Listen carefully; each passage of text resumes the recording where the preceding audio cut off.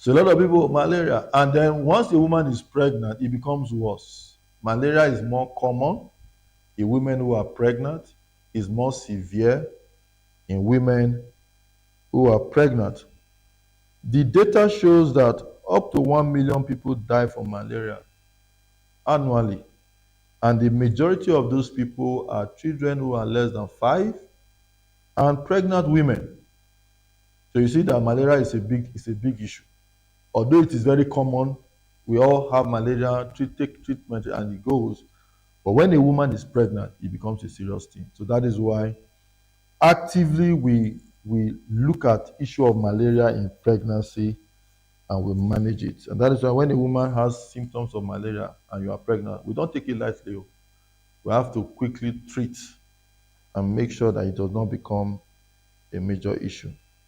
So what causes malaria? Malaria is caused by an organism. When you're bitten by by an organism called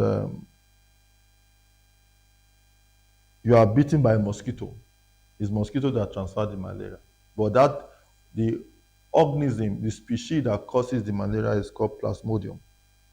And the Plasmodium have four different variants. You have the Plasmodium falciparum, which is the one that is most common in our environment that causes the malaria. You have Plasmodium ovale, Plasmodium vivax, and Plasmodium malariae. But the one that we find commonly in our environment is the Plasmodium falciparum, and that is the one that accounts for the malaria that we have. Okay, and so because mosquito is our friend, it's always common with us. No matter how we try to fight it, mosquito is always trying to just find his way into our space. And so therefore, a woman who is pregnant must become very careful with a bite from mosquito. And part of the challenge why it is serious for a woman who is pregnant is because when a woman is pregnant, your immunity drops. Every person, because we are in an endemic environment where we have malaria often, our body has built immunity. It's not all the time that you are bitten by mosquito that you fall sick. If they do the blood test of most people who are healthy, they will tell you that they will find 1+ of malaria. But yet you don't have any symptoms, nothing, everything is fine. But if a woman who is pregnant now with that same level of parasitemia, she may begin to have symptoms. It's even worse when she now has like 2 or 3. That means your immunity has really reduced. Then you can come down easily with just one infestation. So very quickly, what are the effects of malaria on pregnancy? Why is it a big deal? Why are we so concerned about having malaria in pregnancy? I have malaria when I'm not pregnant. It's not a major issue, but so why are we talking about malaria in pregnancy? So it's an issue in pregnancy for the following reasons. Number one, malaria can cause abortion or miscarriage. So a woman is pregnant, and in the first trimester of pregnancy, she loses her pregnancy because of malaria. How does this happen? Malaria can cause high fever. And once your temperature is high, it can make you to begin to contract. And when you begin to contract, the baby will come out.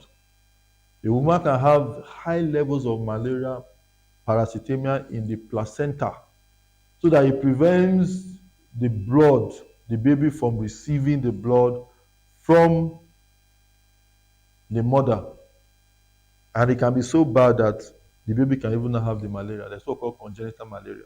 That means in utero, baby contracted malaria. And so it can cause the miscarriage very early in pregnancy. It can also cause intrauterine growth restriction. Like I said before, malaria can be very, very heavy in the placenta so that it prevents the normal flow, the work that placenta is supposed to do. And so the baby is not getting enough of nutrients and all the other things that are needed for adequate growth. It can cause low birth weight. So if the baby is not growing well, when the baby is born, the baby's weight will not be adequate. All right? And it can also cause severe anemia. I mentioned it when I was discussing anemia in pregnancy, that one of the things that can cause anemia is malaria. Malaria can break down the red blood cells, all right, so that you can now become very anemic. So it can cause severe anemia. And that is why when you are managing for malaria, you also want to check the pack cell volume. You want to check the blood level, because we know that that is something that can happen, and it can be transferred through the placenta, and that is why a baby can come down with malaria when the baby is born, congenital malaria. All right, and of course, the time and the money that is lost due to hospitalization. All right, because if you're always on admission on account of malaria, you cannot go to work, you're on sick off, you're on bed rest, that is time and money being lost. Whether you are working for government, whether you are working for yourself, you are not being productive, and you are losing out on resources. So, what is the way forward? What is the way out? So, because of the importance of ensuring that we reduce the malaria in pregnancy, and because of the effect of malaria in pregnancy, the high incidence of morbidity and mortality, the World Health Organization has proposed that all women who are pregnant should be on malaria prophylaxis, meaning that take something to prevent you from getting malaria while you are pregnant. Or if you don't, if it doesn't prevent it, it will reduce the frequency and the severity of the malaria. Meaning that if you were supposed to have malaria, say 5 times in pregnancy, you only have it once. And if when you have it, if it was supposed to be very severe, it will just be mild. Particularly for women who have not, who that is their first time of getting pregnant. Okay? You want to ensure that you reduce the severity and the frequency of the malaria, the number of times you have malaria, and if possible, to avoid malaria completely. So, how do we do this? We do this through malaria prophylaxis. So, what has been advocated and recommended is to either one, be on a daily dose of proguanil, or paludrine. You take it daily, every day, every day, every day. All right. With that, it has been found that it does reduce or prevent you from having malaria.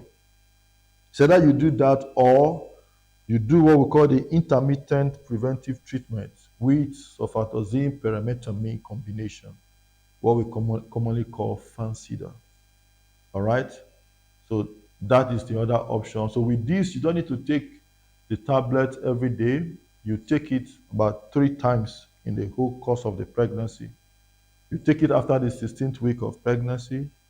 You repeat it again around after 4 to 6 weeks. And then lastly, before 36 weeks, you take the third dose. This also has been found to be effective.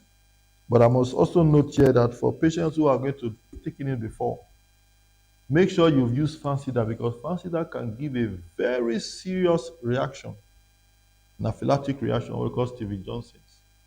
And if you are pregnant and you have the misfortune of taking Fancida for the first time in your life and you react to that medication, it can be dangerous. So it's very important that you want to be sure you don't react to soft. And what are you reacting to is to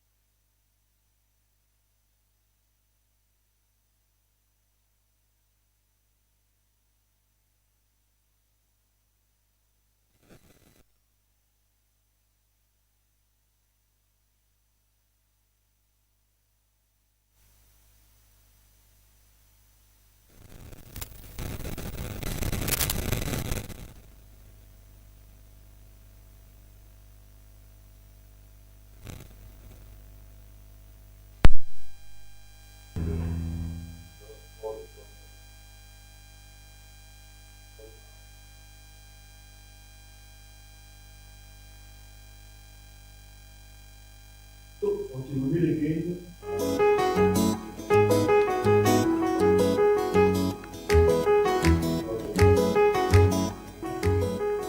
I'm in my second trimester. Trimester though. Then after your cyclage,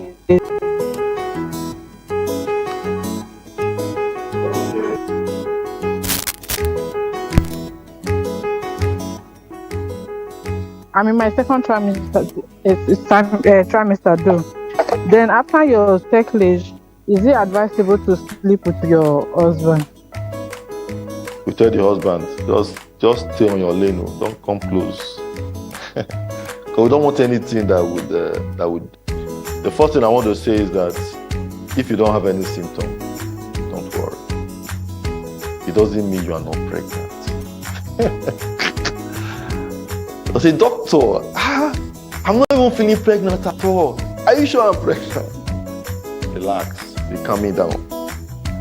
The fact that you don't have any symptoms does not mean you are not pregnant, because some patients will not have any pregnancy symptoms at all. Why some patients will have some pregnancies? But some patients have pregnancies, they don't even know they have it. When you now start asking them, okay, do you feel weak? Okay, do you sleep more? Oh yes.